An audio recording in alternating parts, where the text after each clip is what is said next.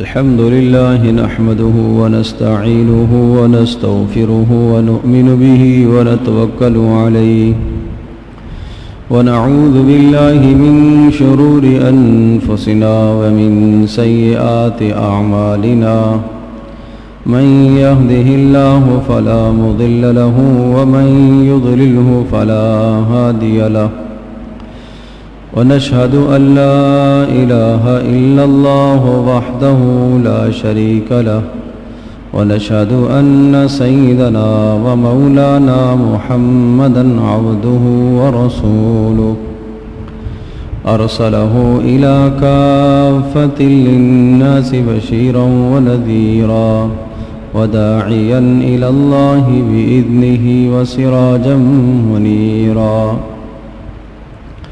أما بعد فأعوذ بالله من الشيطان الرجيم بسم الله الرحمن الرحيم قل أعوذ برب الفلق من شر ما خلق ومن شر غاسق إذا وقب ومن شر النفاثات في العقد ومن شر حاسد إذا حسد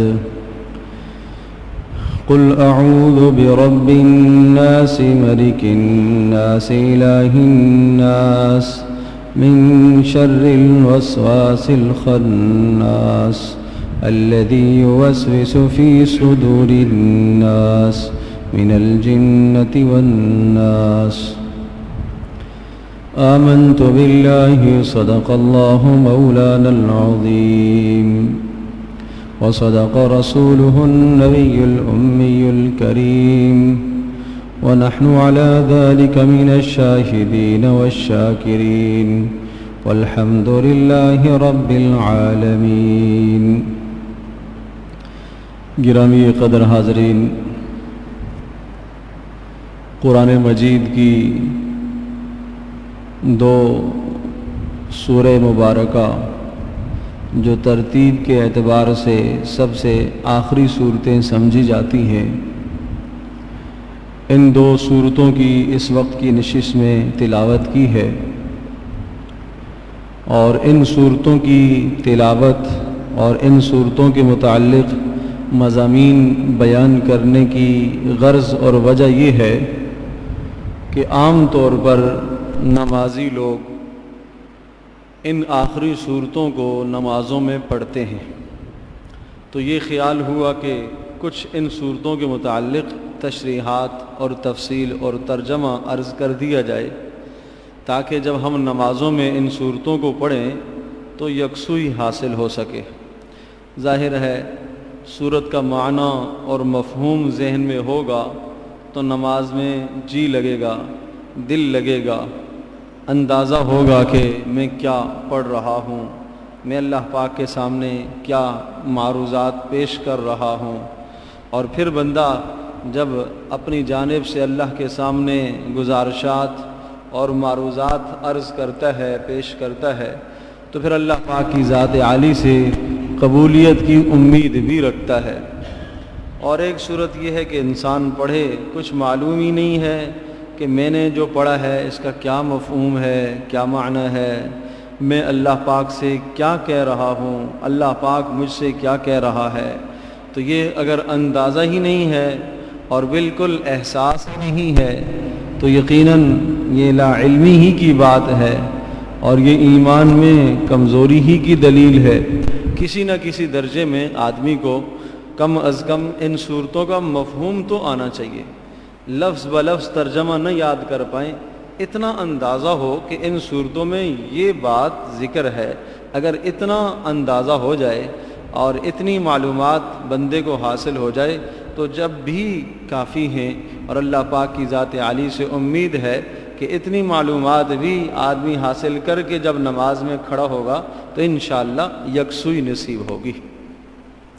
تو یہ جو دو صورتیں ہیں، سورۃ الفلق اور سورۃ الناس، یہ دو صورتیں قرآن مجید میں ترتیب کے اعتبار سے سب سے آخری صورتیں شمار کی جاتی ہیں، اور ان دونوں صورتوں کے اندر کل 11 آیات ہیں، دونوں کو ایک میں 5 اور ایک میں 6، کل 11 آیات ہیں، اور ان صورتوں کا ایک خاص شان نزول اور پس منظر بھی ہے۔ اگر اس شان نزول اور پس منظر کو آپ سمجھ جائیں گے تو انشاءاللہ ان صورتوں کی افادیت اور ان صورتوں کا فائدہ ہونا وہ آپ کے ذہن میں اچھی طرح سے مرکوز ہو جائے گا۔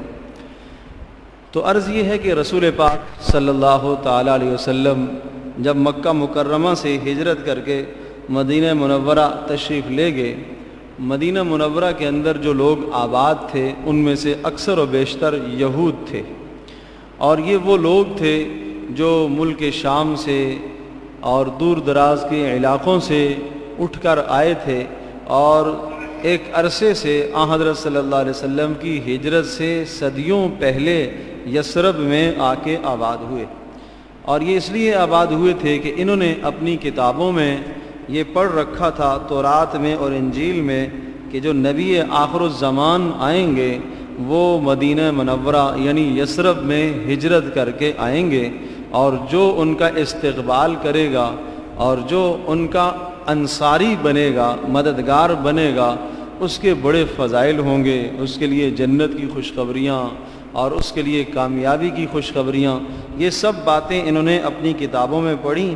تو یہ اس طمع اور اس لالچ میں خود پہلے سے آ کے آباد ہوئے، اور یہ خیال کیا کہ تاکہ جب نبی آخر زمان یہاں ہجرت کر کے آئے تو ہم سب سے پہلے استقبال کریں۔ تو اس نظریے کے تحت یہ مدینہ میں آ کے آباد ہوئے۔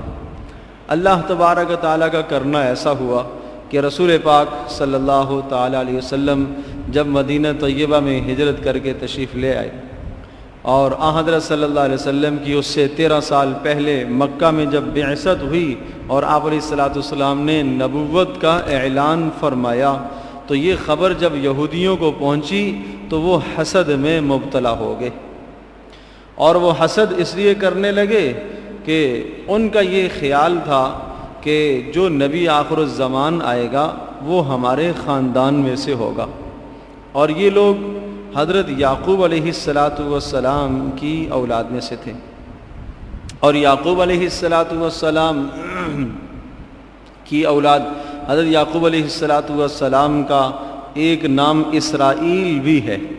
اسرائیل کا معنی عبرانی زبان میں ہے عبداللہ، اللہ کا بندہ۔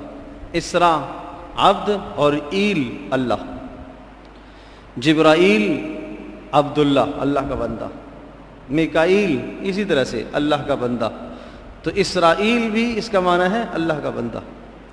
یہ یعقوب علیہ السلام کا لقب تھا، اور یعقوب علیہ السلام کا یہ لقب تھا۔ ابراہیم علیہ السلام نبی ہیں، ابراہیم علیہ السلام کے 2 بیٹے تھے، ایک اسماعیل اور ایک اسحاق۔ اسحاق علیہ السلام سے یعقوب علیہ السلام پیدا ہوئے، ابراہیم علیہ السلام کے پوتے، اور پھر یعقوب علیہ السلام سے آگے نبوت کا سلسلہ چلا، اور بنی اسرائیل میں جتنے بھی نبی آئے ہیں وہ سب کے سب یعقوب علیہ السلام کی اولاد میں سے۔ جب یعقوب علیہ السلام کی اولاد میں سے تو یعقوب علیہ السلام بیٹے ہیں اسحاق علیہ السلام کے، اور اسحاق علیہ السلام بیٹے ہیں ابراہیم علیہ السلام کے۔ ابراہیم علیہ السلام کے جو دوسرے بیٹے تھے اسماعیل علیہ السلام، ان سے کوئی نبی نہیں ہے سوائے رسول پاک صلی اللہ علیہ وسلم کے۔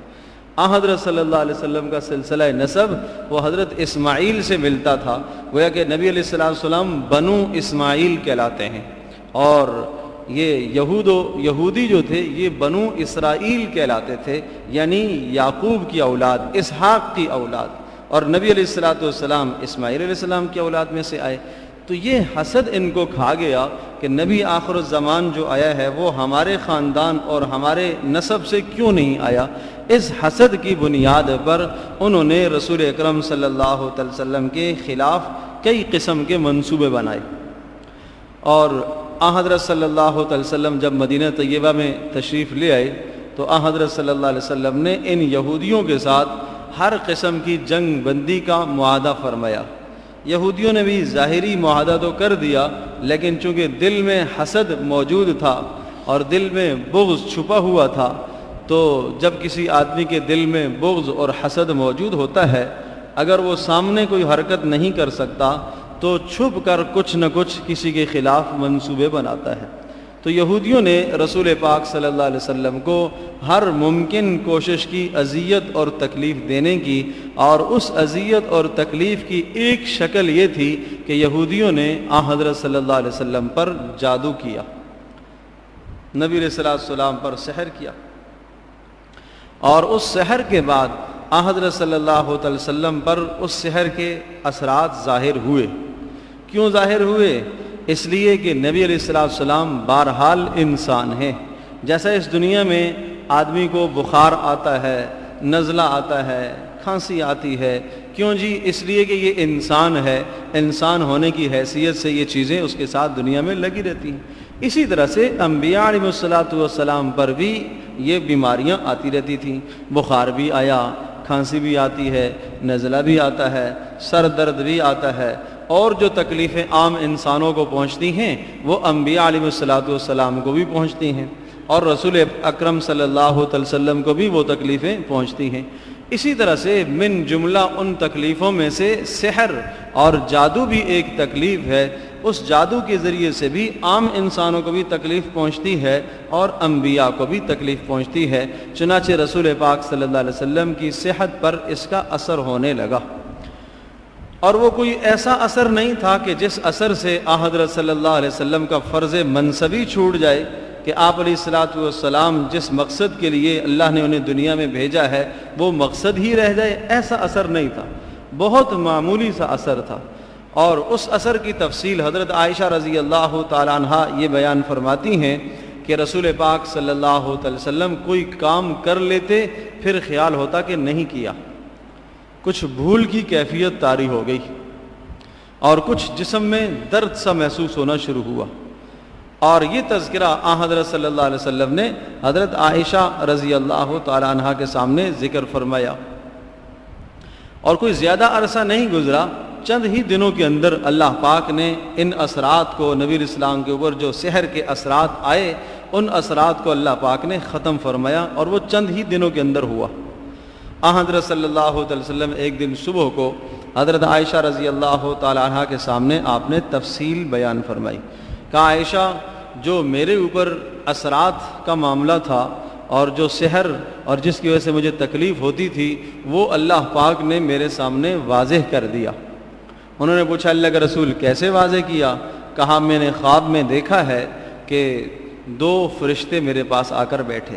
اچھا، نبی کا جو خواب ہوتا ہے یہ وحی ہوتا ہے، نبی کو جو خواب میں چیز دکھائی جاتی ہے وہ بالکل 100% وحی ہوتی ہے، عام آدمی کی طرح نبی کا خواب نہیں ہوتا، وہ یقینی ہوتا ہے، اس میں کوئی ظن اور گمان کی بات نہیں ہے، وہ بالکل یقینی ہوتا ہے۔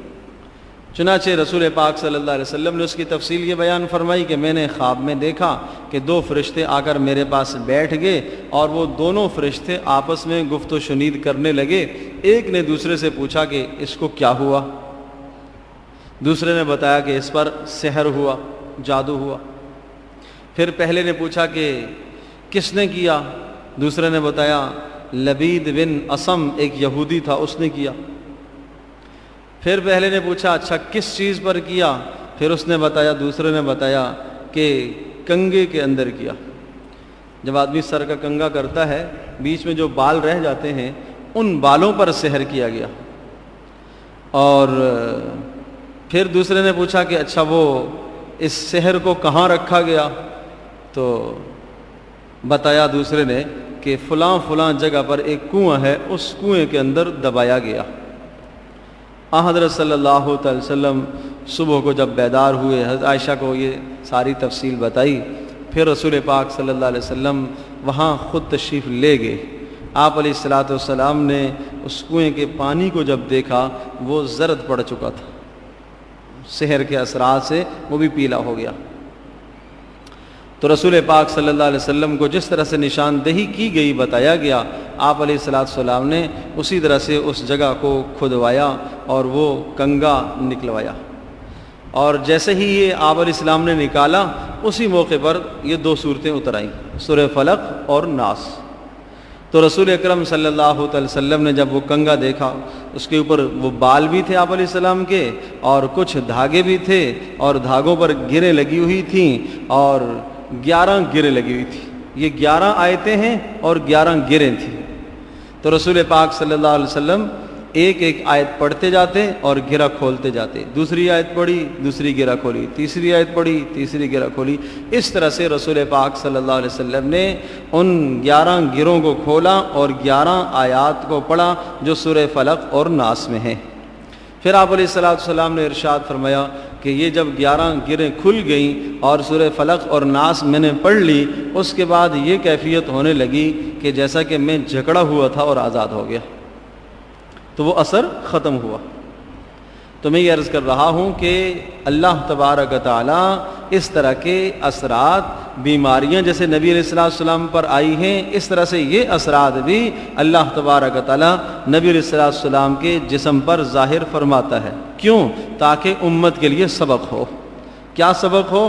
کہ اگر تمہارے ساتھ یہ حوادثات اور یہ پریشانیاں اور یہ مشکلات پیش آ جائیں تو آپ کو کیا کرنا ہے. اس لیے کہ رسول اکرم صلی اللہ علیہ وسلم کی مبارک زندگی ہم سب کے لیے اسوہ حسنہ ہے. آپ علیہ السلام کی زندگی میں ہم سب کے لیے بہترین رہنمائی ہے اور بہترین سبق ہے. جس طرح سے آپ علیہ السلام کا کبھی واسطہ اور سابقہ کافروں کے ساتھ پڑا تو کیا رویہ آپ نے اختیار فرمایا, دوسروں کے ساتھ پڑھا تو آپ نے کیا رویہ اختیار فرمایا. اسی طرح سے یہاں اگر حالات اس قسم کے پیش آ جائیں کہ اگر سحر کی کیفیت ہو جائے اور جادو ٹونے کی کیفیت ہو جائے تو اس موقع پر رسول پاک صلی اللہ علیہ وسلم کا اسوہ حسنہ کیا ہے. تو اس بات کو سمجھانے کے لیے یہ نبی علیہ السلام کی ذات گرامی پر, آپ علیہ السلام کے جسد اطہر پر اس سحر کے اثرات ظاہر ہوئے. چنانچہ حضرت صلی اللہ علیہ وسلم ان صورتوں کے نازل ہونے کے بعد پھر مت پوچھئے کہ کیا اہتمام تھا پڑھنے کا, کبھی بھی نہیں چھوڑا. پھر کب کب پڑھتے تھے؟ ہر نماز کے بعد سورہ فلق, سورہ ناس, ہر نماز کے بعد. سورۃ الفاتحہ, آیت الکرسی اور سورۃ البقرہ کی آخری آیتیں, للہ ما فی السماوات و ما فی, آخری رکوع کہہ لیجئے, یہ آخری رکوع, اور چاروں قل, سورہ کافرون, سورہ اخلاص, سورہ فلق, سورہ ناس. یہ ہر نماز کے بعد پڑھنے کا اہتمام تھا, بہت زیادہ اہتمام تھا. اور امت کو بھی اس کی تلقین فرمائی کہ آپ بھی پڑھا کرو. اور یقیناً مجھے امید ہے چاروں قل سبھی کو یاد ہیں, سورۃ الفاتحہ, آیت الکرسی, یہ تو تقریباً ہر مسلمان ہی کو یاد ہوتی ہیں.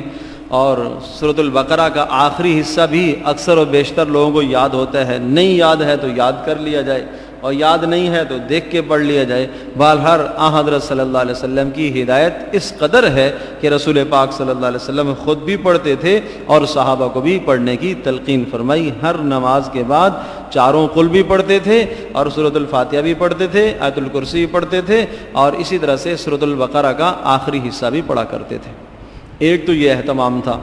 دوسرا اہتمام یہ تھا کہ سورہ فلق اور ناس رات کو سونے سے پہلے پھر پڑھتے تھے, اور وہ پڑھ کر ہاتھوں پر دم کر کے پورے جسم پر پھیرا کرتے تھے.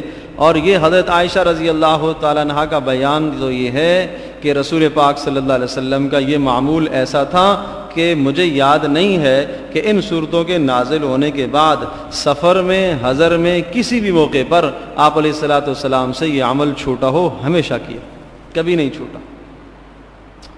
اور یہاں تک ارشاد فرمایا کہ جب رسول پاک صلی اللہ علیہ وسلم آخری وقت میں تھے, مرض الوفات میں تھے, اور اتنے نحیف اور کمزور ہو گئے اور اتنی نقاہت ہو گئی کہ آپ علیہ السلام کا ہاتھ مبارک بھی اچھی طرح سے نہیں اٹھتا تھا, ہاتھ پھیرنے کے لیے نہیں اٹھتا تھا.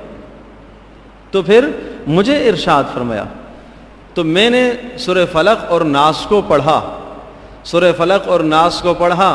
اب میں نے سوچا کہ میں اپنے ہاتھوں پر دم کر کے وہ رسول پاک صلی اللہ علیہ وسلم کے جسم پر پھیروں, لیکن مجھے یہ خیال آیا کہ رسول پاک صلی اللہ علیہ وسلم کے مبارک ہاتھ تو مجھ سے زیادہ بابرکت ہیں, میرے ہاتھوں سے زیادہ بابرکت ہیں.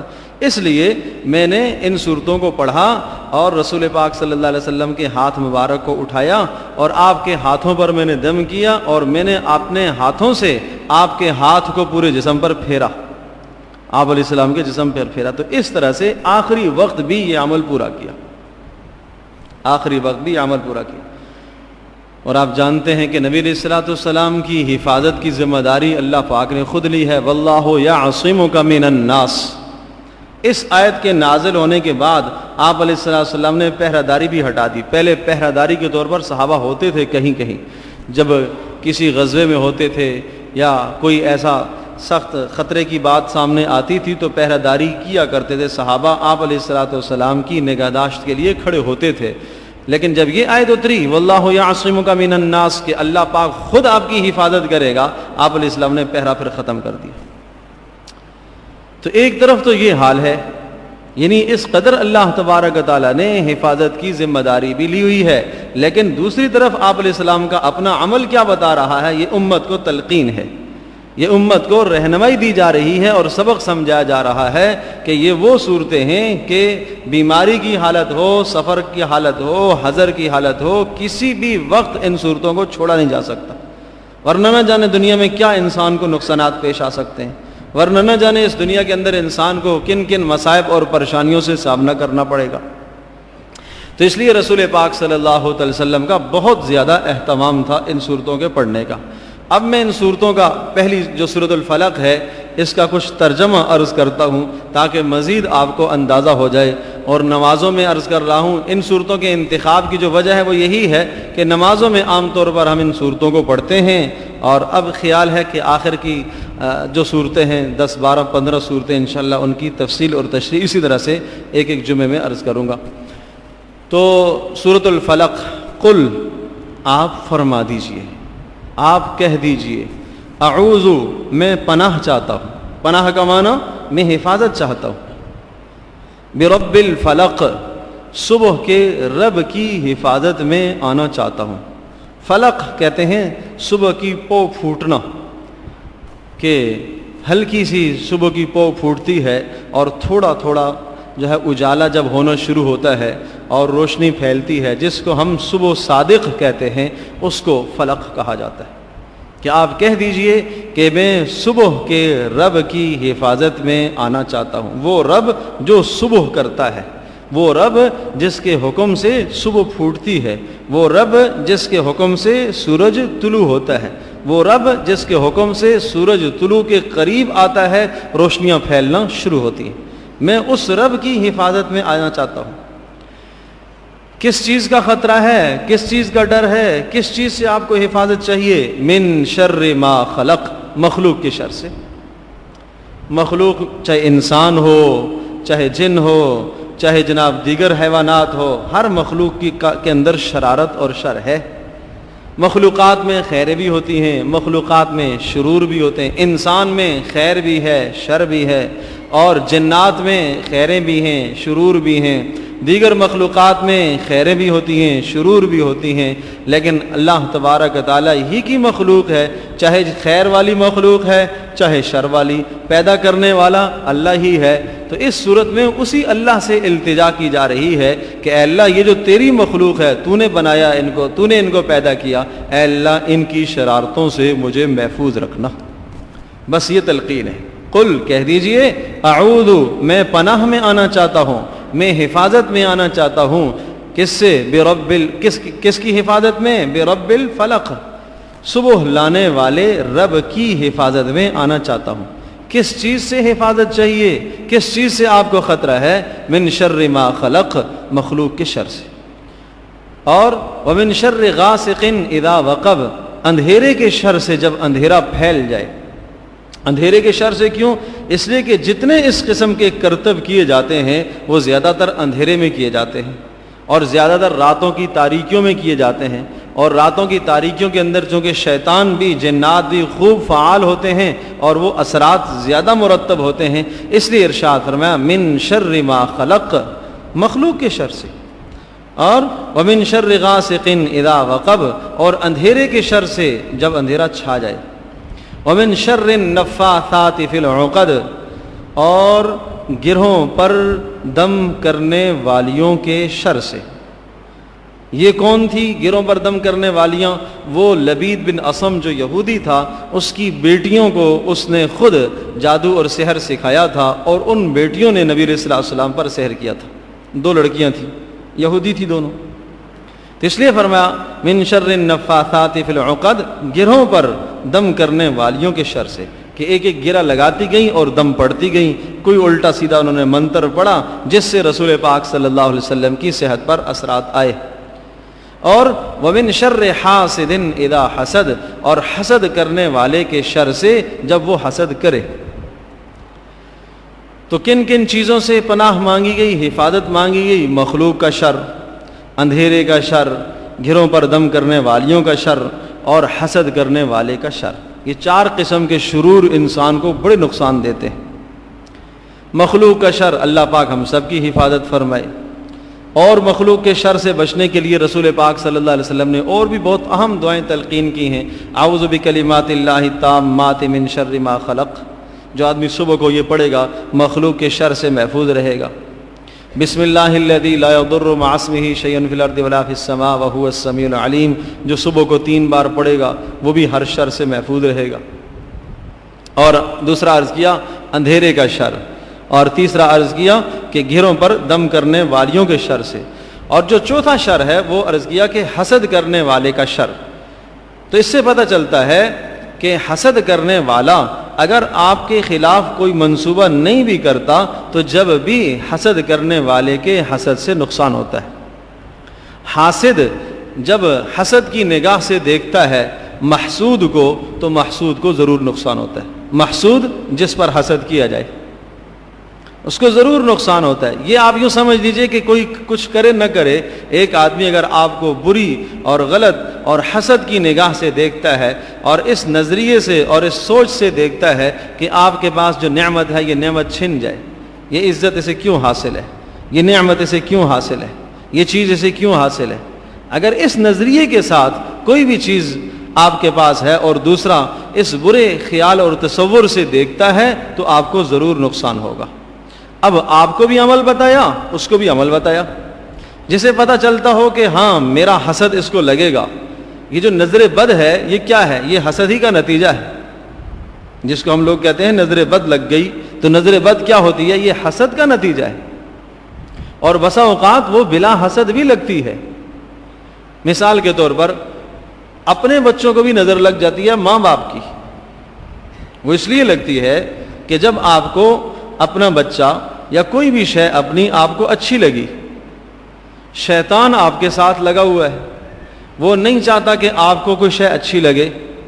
جیسے ہی آپ کو وہ چیز اچھی لگی اور آپ نے اچھائی کا تذکرہ کیا تو شیطان فوری اس چیز کو نقصان پہنچانے کی کوشش کرتا ہے۔ بچے پر بچہ آپ کو اچھا لگا، اس کی کوئی بھی بات آپ کو اچھی لگی، آپ نے تذکرہ کیا لیکن آپ نے لفظ ماشاءاللہ نہیں کہا، ماشاءاللہ کہنا بھول گئے، تو کیا ہوا، شیطان فوری اس کو نقصان پہنچاتا ہے۔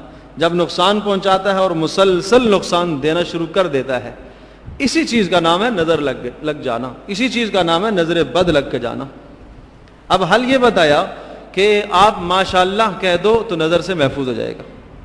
آپ کو کوئی بھی شے اچھی لگی ہے تو آپ اس پر ماشاءاللہ کہیں۔ اب اللہ پاک کا نام لے آؤ بیچ میں، اللہ تبارک تعالیٰ کے مبارک نام کو بیچ میں اگر آپ نے ڈال دیا، اب شیطان اس کو ضرر نہیں پہنچا سکتا، اس لیے کہ فرشتے اس کی حفاظت کے لیے مأمور اور متعین ہوگے۔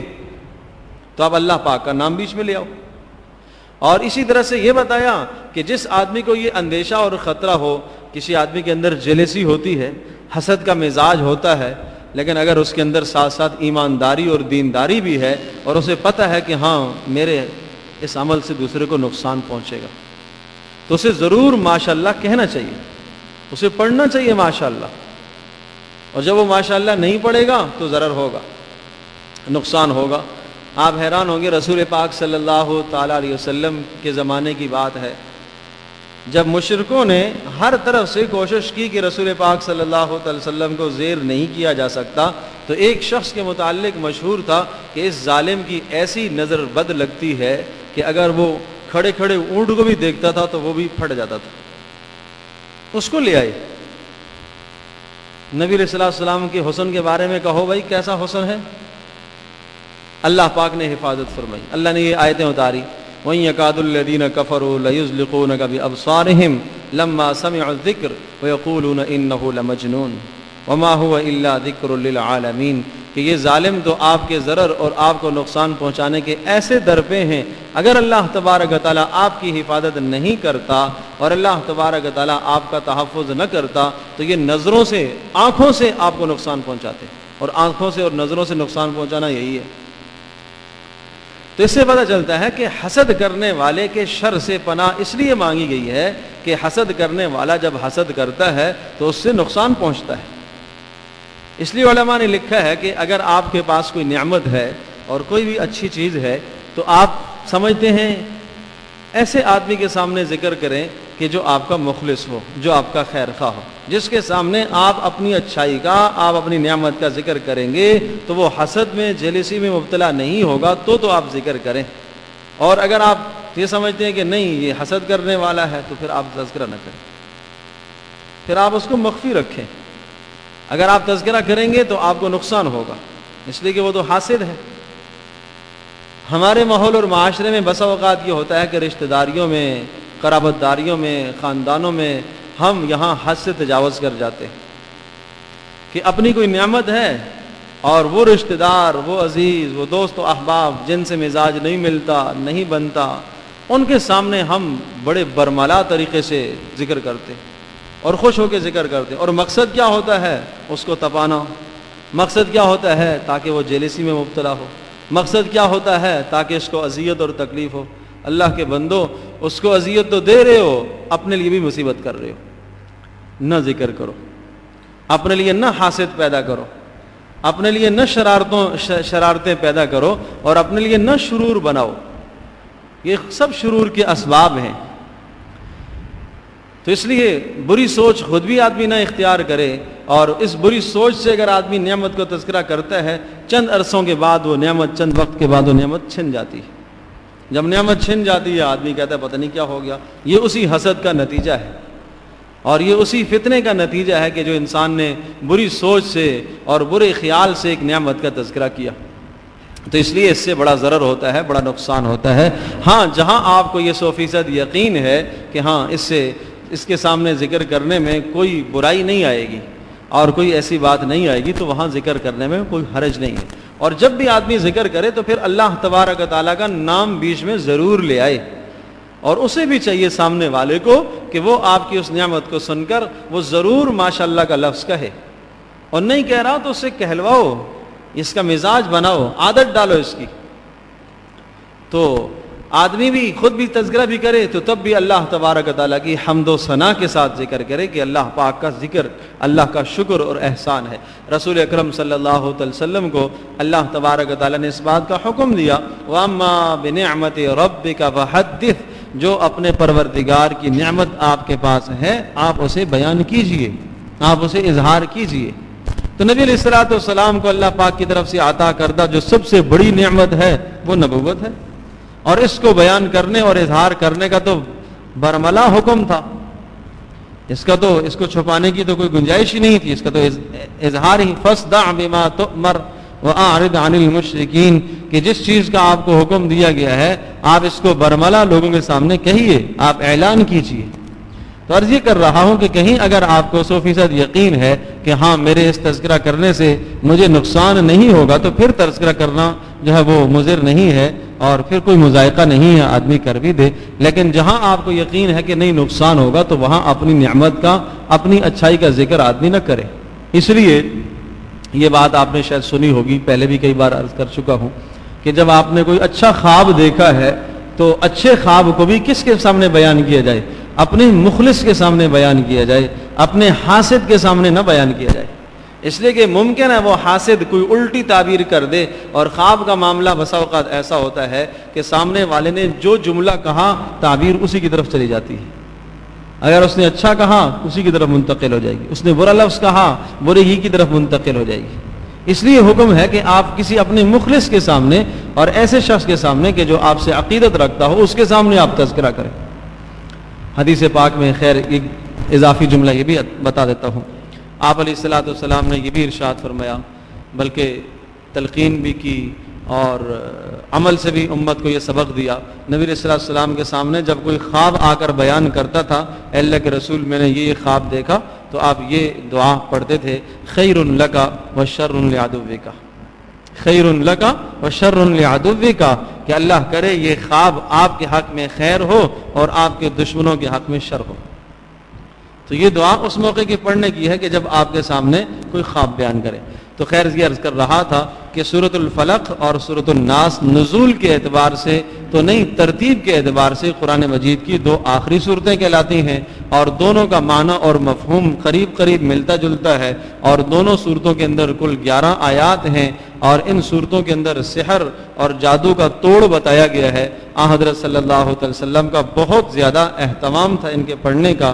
ان میں سے میں نے سورۃ الفلق کا ترجمہ آپ کے سامنے عرض کیا، اور اس کے عرض کرنے کی وجہ اور مقصد یہ تھا کہ عام طور پر نمازوں میں ہم آخری صورتوں کو پڑھتے ہیں تاکہ تھوڑا سا مفہوم اور تشریح ہمارے ذہن میں آ جائے، اور نمازوں میں جب ہم ان صورتوں کو پڑھیں تو یکسوئی بھی نصیب ہو۔ تو قل اعوذ برب الفلق، آپ فرما دیجئے، آپ کہہ دیجئے کہ میں حفاظت میں آنا چاہتا ہوں، پناہ میں آنا چاہتا ہوں، صبح کے رب کی حفاظت میں آنا چاہتا ہوں۔ کس چیز سے حفاظت چاہیے؟ من شر ما خلق، مخلوق کے شر سے، ومن شر غاسق اذا وقب، اندھیرے کے شر سے جب وہ پھیل جائے، ومن شر النفاثات فی العقد، اور گروہ پر دم کرنے والیوں کے شر سے، ومن شر حاسد اذا حسد، اور حسد کرنے والے کے شر سے۔ اللہ تبارک و تعالی ہم سب کی حفاظت فرمائے۔ وآخر دعوانا الحمدللہ۔